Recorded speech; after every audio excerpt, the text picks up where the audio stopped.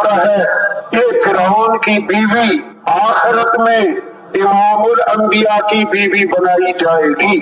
फिरौन की बीवी ये मुसलमान हो गई थी, बादशाह की बीवी है, शाहाना लिबास पहनती है, शाहाना खाने खाती है, शाही महल में रहती है, हुक्मरानी है, लेकिन समझ आ गई कि मेरा खामिद झूठा है, मूसा अलैहिस्सलाम सच्चे हैं, कलमा पढ़ के मुसलमान हो गई। अब जानती थी कि फिरौन सूली लटकाया करता है या जिसमें कील ठोक देता है, एक कील ठोक दिया मुझे रब मानो, नहीं माना, दूसरा कील नहीं माना, तीसरा कील।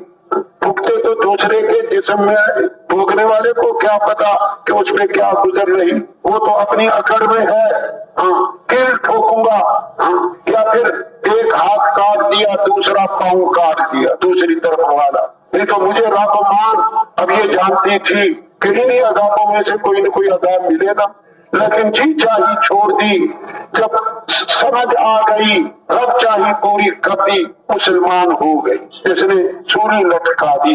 अंदाजा लगाओ, कुर्बानी तो कुर्बानी है, लेकिन फिर अल्लाह पाक जब उस कुर्बानी पे इनाम देता है वो भी देखने चाहिए। इनाम क्या देता है? हम सिर्फ कुर्बानी को देखते हैं कि ये चीज जाएगी, ये चीज जाएगी, अरे आना देखे आएगा क्या।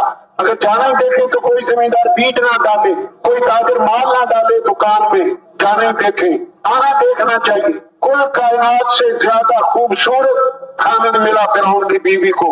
अजमलुन्नास, अहसनुन्नास, सारे इंसानियत से ज्यादा खूबसूरत थे इमामुल अंबिया। जैसे मर्द को ख्वाहिश होती है मेरी बीवी खूबसूरत हो, इसी तरह औरत की भी ख्वाहिश होती है मेरा खामिद खूबसूरत हो। कुल कायनात से खूबसूरत खामिद मिला।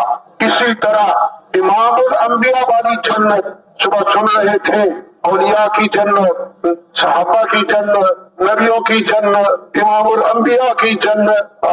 कुल इंसानियत में सबसे अफजल तरीन इमामुल अंबिया उनकी जन्नत में रहेगी और अबदुल आबाद करोड़ों अरबों खरबों साल नहीं, हमेशा जिंदगी उन्हीं के साथ गुजारेगी। यह है जी चाही छोड़ने और रब चाही पूरी करने का इनाम। मैंने और आपने, हमने फैसले करने हैं बकाया सारी जिंदगी। जी चाही पे चलना है या रब चाही पे चलना है, हम फैसला करके उठेंगे।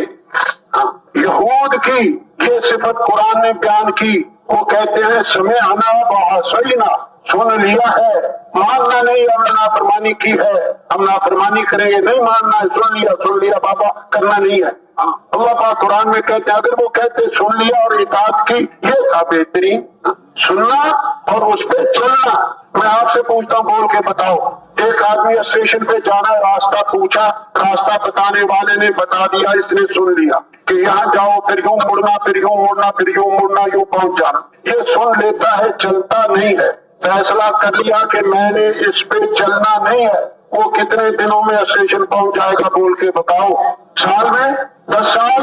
तुम कह रहे हो, कहते पूरी जिंदगी नहीं पहुंचेगा। जब चलना ही नहीं है तो पहुंचना क्या है? समय ना बातों, सुन लिया, हम मुती है, मान के चलेंगे, हाँ इताअत करेंगे।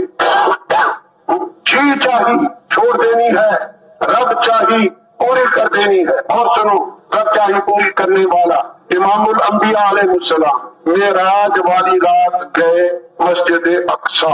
मिस्र के बराबर से गुजरना पड़ता था, मिस्र नहीं जाना था, सीधे जाना था मुल्क शाम। मिस्र रह जाता है मगरिब की तरफ, जाते हुए बाएं हाथ की तरफ। जब मिस्र के बराबर से गुजरे तो फरमाया है जिब्रील, मिस्र की जानिब से मुझे जन्नत की खुशबू आ रही है। ये क्या खुशबू? तो जिब्रील ने अर्ज किया कि ये फिरौन की बांदी की कब्र से आ रही है। कि फिरौन की बांदी, फिरौन को कंगा करने वाली, फिरौन की बीवी को कंगा करने वाली, माशिता कंगा करने वाली, ये उसकी कब्र से आ रही है।